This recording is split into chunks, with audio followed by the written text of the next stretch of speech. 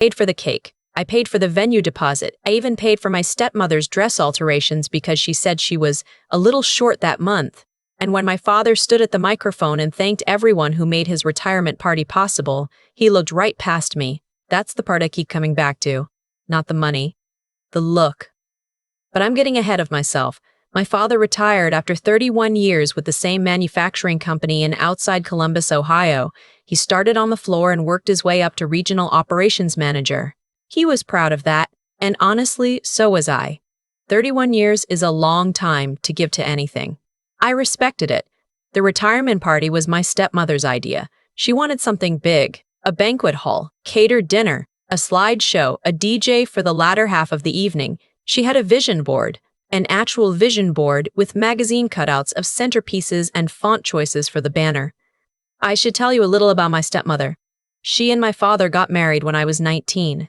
I was in college, so I wasn't home much, which meant I missed most of the adjustment period that kids of blended families usually have to survive.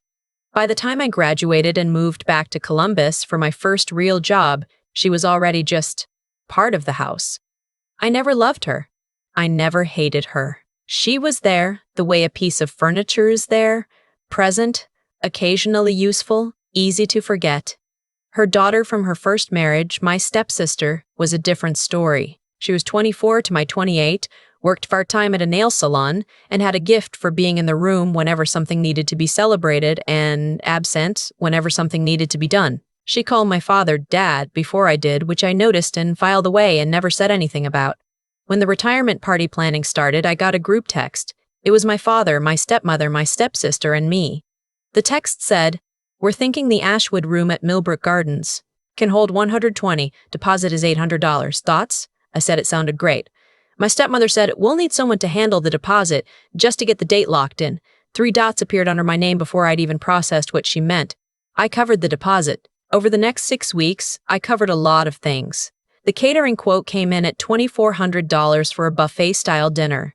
My stepmother said she'd talked to the caterer and gotten them down to $2,100 as if that were the victory worth celebrating. I paid it. The banner and signage ran $180. The DJ, who was a friend of my stepsister's boyfriend and therefore inexplicably expensive, was $600. I covered his deposit too, with the understanding that my father and stepmother would settle up after the party. The flowers were my stepmother's personal touch. She picked out arrangements for each table, white roses and eucalyptus. Very elegant. $75 per table, 12 tables. She texted me the florist's Venmo. I stared at my phone for a long time before I sent the $900. At no point in any of these transactions did anyone use the word loan. It was always, "Can you cover," or "We'll sort it out," or nothing at all. Just a Venmo request with a flower emoji. I was not struggling financially. I want to be honest about that. I was 31, working in supply chain logistics for a mid-sized tech company making decent money. I could absorb these costs without going into debt. But absorbing something and being fine with it are two different things, and I was starting to confuse the two. Here's what I didn't let myself think about too much at the time. My stepsister contributed $40 toward the DJ. $40. Because, as she explained in the group text, she was between paychecks. My stepmother said she'd chip in when things settled down a bit after the party. My father didn't say anything about money at all. I told myself it was fine. He was the one retiring. He shouldn't have to worry about his own party. I told myself a lot of things that spring. I took a Friday off work to help with setup. My stepmother and stepsister were already there when I arrived, but they were sitting at one of the finished tables eating the complimentary bread the venue had put out, scrolling their phones. The centerpieces hadn't been placed. The welcome sign I'd had printed was still rolled up in its tube in the corner. The photo display, 73 printed photographs I had personally selected, ordered, and mounted on foam board at my kitchen table over a long Sunday, was leaning against the wall, untouched. I set everything up. My stepmother gave me direction from her chair. She kept saying things like, "I think that one goes more center, and the lighting is a little harsh there. Can you fix it?" I moved the photo display 3 times. I smiled and nodded and moved it again. My father arrived at 5. He walked in, looked around, and said, "Wow. This is something." Then he hugged my stepmother. He hugged my stepsister. He clapped me on the shoulder, the way you'd greet a acquaintance you were glad to see, and said, "Thanks for coming early. Thanks for coming early. Thanks for coming early." I had a small, private moment where I stood very still and felt something shift in my chest. Then I went and fixed myself a drink from the bar I had also paid for. The party was lovely, objectively. 112 people came. My father's work colleagues, neighbors, his brother from Pittsburgh, old friends I barely recognized. Everyone ate well. The DJ for $600 was actually decent. People danced. My father laughed more than I'd seen him laugh in years. I moved through the room doing the things nobody notices. Refilling the napkin holders, checking in with the caterer, quietly telling the DJ to lower the volume when my father's elderly uncle seemed overwhelmed. I took pictures on my phone. I made sure everyone's glasses were full. At one point, my stepsister found me near the drink station and said, "You're so good at this stuff, like you just handle things." She said it the way you'd compliment a service worker, like she was acknowledging a professional skill I'd been hired to perform. I said thank you. I smiled. I took another picture. The speech came around 9 o'clock. My stepmother had asked my father's brother to say a few words, and then my father took the microphone.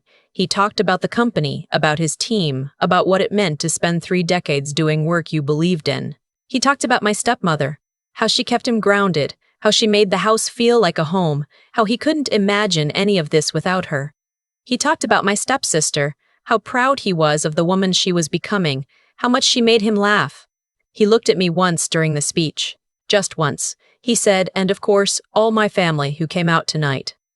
All my family who came out tonight. I was standing in the second row. I had driven 40 minutes that morning. I had spent close to $5,000 on this evening, and I was folded into a collective noun. I didn't cry. I was past crying about things like this. What I felt instead was something quieter and much colder, like watching a door close that you've been waiting for someone to hold open, and finally understanding that no one was going to. I applauded with everyone else. I hugged my father after. I said the right things. But something had finished for me that night, and I knew it. The week after the party, I sent my stepmother a text. I kept it simple. I said I'd paid out approximately $4,900 total for the party expenses, and I'd appreciate knowing when they expected to be able to settle up. She read it. I could see the read receipt. She didn't respond. 3 days later, she texted me about a family dinner the following Sunday. Nothing about the money. I confirmed I'd be there. At dinner, I waited. I helped clear the table. I made conversation. I ate my stepmother's pot roast. Nothing. At the end of the night, as I was putting on my coat, my father said, "Good to see you, kiddo." My stepmother said, "Drive safe." I drove home and sat in my car in my apartment parking lot for about 15 minutes. The next morning, I sent a follow-up text. More specific this time. I itemized it. Venue deposit $800, catering $2,100, signage $180, DJ deposit $600, florals $900, bar tab $320, total $4,900. I said I wasn't in a rush, but I wanted to make sure we were on the same page. My stepmother responded 3 hours later, "Honey, we really didn't expect it to be that much. We thought you were doing it as a gift." I read that text standing in the break room at work. I read it again. I put my phone in my pocket and went back to my desk and stared at my monitor for a while. A gift. Nearly $5,000 requested line item by line item via Venmo, never once framed as a gift, and now retroactively reclassified as one because it was more convenient that way. I called my father that evening. He said he'd talked to my stepmother and that he was sorry for the misunderstanding, but that money was tight right now with the transition out of work, and he hoped I understood. I said I understood. I didn't understand. Here's what I did next, and I want to explain why, because I know how it sounds. My father and stepmother were planning a vacation. They had mentioned it at the party, a 10-day trip to Savannah and the surrounding coastal areas, something they'd been wanting to do for years. My father had mentioned casually that the trip would probably run around $6,000 total. Hotels, food, activities. He seemed excited. My stepmother had already bought new luggage. My stepsister had asked me, 3 weeks before the party, if I'd be willing to cover a small portion of the trip costs to help them celebrate properly. I'd said I'd think about it. She'd followed up with a Venmo request for $1,500, which I had, in a moment I can only describe as habitual, paid. So let me be clear about the math. They owed me $4,900. I had additionally contributed $1,500 toward a vacation I was not invited on. They had not repaid $1 of any of it, and they were leaving for Savannah in 9 days. I spent a week sitting with what I knew I was going to do. I didn't make the decision in anger. I was very calm about it, actually. Calm the way you get when something has been decided for a long time and you're only now allowing yourself to see it. I had set up a shared payment account 2 years earlier when my stepmother had asked me to help manage some household subscription billing, streaming services, a meal kit delivery, a home security system. She'd asked me to link a card so she wouldn't have to keep track of the logins. I had done it because I was trying to be helpful. I had kept doing it because I never stopped to ask whether I should. The night before they left for Savannah, I logged into the account and removed my card. I didn't freeze anything. I didn't make a dramatic gesture. I just quietly disconnected my payment information and updated the account with a note, "Auto billing removed, please update payment method." Then I logged into Venmo and sent my father a formal payment request. Itemized. $6,400 total, the $4,900 from the party and the $1,500 for the vacation, with a note, "When you have a chance." No rush, then I went to bed. I slept well. That surprised me. I'd expected to lie awake cycling through guilt and doubt, but I didn't. I felt something that I want to describe accurately. I felt like I had stopped holding a door open that I'd been standing at for a very long time, and I had simply walked away from the doorway. The draft was gone. It was warmer without it. My father texted me the next morning. They were at the airport. The text said, "Hey, trying to check in online for the hotel and the card isn't working. Can you check your account?" I looked at the text for a moment. Then I replied, "I removed the card last night. I sent you a Venmo request for the outstanding balance whenever works for you." 3 minutes passed. My stepmother called. I let it go to voicemail. She called again. I let it go to voicemail. My stepsister texted, "Are you serious right now?" "They're at the airport." I replied, "I know. I hope the trip is great." She didn't respond to that.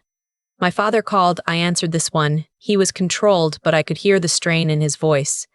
He said he didn't think this was the right time to deal with this. I said I agreed. That's why I'd been trying to address it for 3 weeks before they left. He said things had been stressful with the transition out of work. I said I understood that, and I still needed the money returned. He said he didn't have $6,400 sitting around right now. I said I'd been patient, and I was asking him to work something out with me before spending money on a vacation I'd partially funded. There was a long silence. He said, "I didn't raise you to be like this." I said, "You didn't really raise me to do a lot of things. I figured most of them out myself. I don't know where that came from. I hadn't planned it. But it landed, and I could tell by the way his breath changed that it did. He said he'd call me when they got back. I said, "Safe travels." We hung up. I want to tell you what the next 10 days were like for me, because it wasn't triumphant. Not all of it. My stepsister sent a series of texts that ranged from angry to vaguely pitying. She said I was punishing my father for something that wasn't his fault. She said my stepmother had tried so hard with me over the years. She said I was making his retirement about myself. I read each one and put my phone down and went about my day. My father's brother, the one from Pittsburgh who'd spoken at the party, called me on day 3. He said he'd heard from my dad that there was some tension, and he hoped we could work it out. I told him briefly what had happened. He was quiet for a while. Then he said, "I didn't know you'd paid for all that." I said most people didn't. He said he was sorry.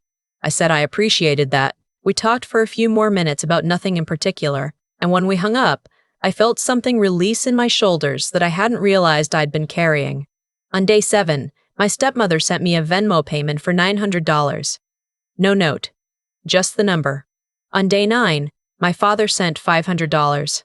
Total returned of $6,400, $1,400. They came home on a Tuesday. I know this because my stepsister posted a photo of them at the airport, tanned, happy, loaded with shopping bags from what looked like a Savannah gift shop. My father was smiling. My stepmother had her new luggage. I looked at the photo for a moment, then I closed the app. That was 7 months ago. We have not had a real conversation since. My father has texted me occasionally, forwarded memes, a news article about the Columbus Clippers he thought I'd like, a happy birthday text in October that said, "Hope you have a great day," with a balloon emoji. I responded to each one. Briefly. Warmly enough. But the door that closed at that party has stayed closed, and I've stopped waiting for someone to open it. The remaining $5,000 has not been repaid. I no longer expect it to be. Here is what I want to say to anyone who's reading this and recognizing something familiar. I was not a doormat. I know that's what it looks like from the outside. I know the comments are going to say I should have stopped sooner, said something earlier, held the line from the beginning. And maybe that's true. But I wasn't staying out of weakness.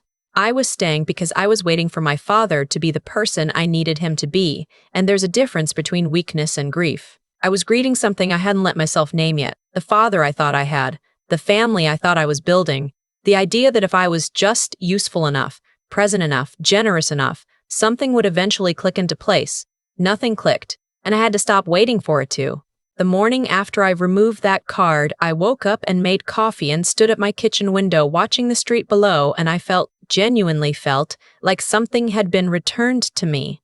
Not money, not a relationship, something harder to name.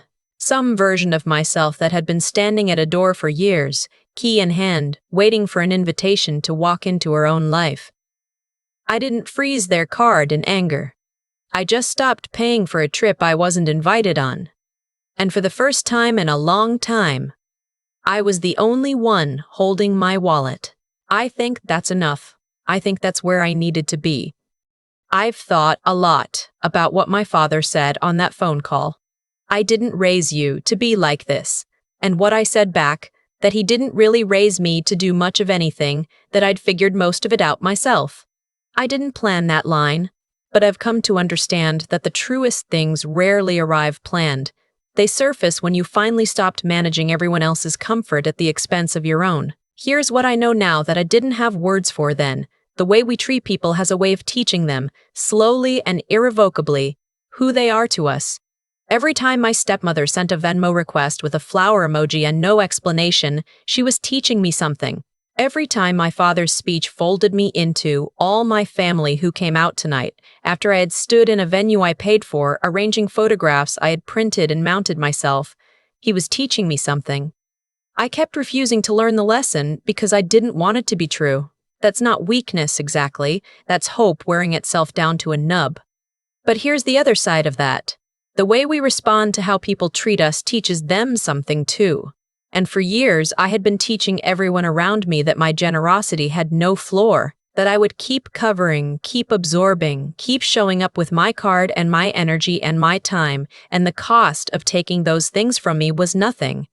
No acknowledgement required, no reciprocity expected. Just a balloon emoji and a forwarded meme 6 months later, and we'd call it even. When I removed that card, I wasn't punishing anyone. I was just, finally, being honest. I was telling the truth about what I was and wasn't willing to fund anymore. And the truth, even when it arrives quietly, lands hard. What happened after wasn't pretty. The texts from my stepsister, the strained phone call. The $1,400 returned out of $6,400 owed. None of it felt like victory. Real reckonings rarely do. But what I got back wasn't money. It was clarity. It was the ability to look at my own life and see it accurately, without the soft distortion of wanting things to be different than they were. I think about the person I was the day I set up that shared payment account, eager to be useful, happy to help, genuinely believing that being indispensable would eventually translate into being valued. I wasn't wrong to want that. But I was wrong to keep extending credit toward a debt that was never going to be acknowledged, let alone repaid. What I've learned, not as a lesson you find in a book, but as something I had to live all the way through, is that generosity without self-respect isn't generosity. It's a slow erasure, and the people doing the erasing don't always know they're doing it. My father isn't a villain. My stepmother isn't a monster. They're just people who learned, through years of frictionless taking, that I would not push back. The moment I did, it disrupted something they'd come to count on. That disruption was the most honest thing I'd done in years. I'm still not sure where my father and I go from here. Maybe nowhere. Maybe somewhere, eventually, when enough time has passed that we can both look at what happened without flinching. But I'm not waiting anymore. I've stopped standing at doors that don't open. I have my own door now. I'm the one holding the key.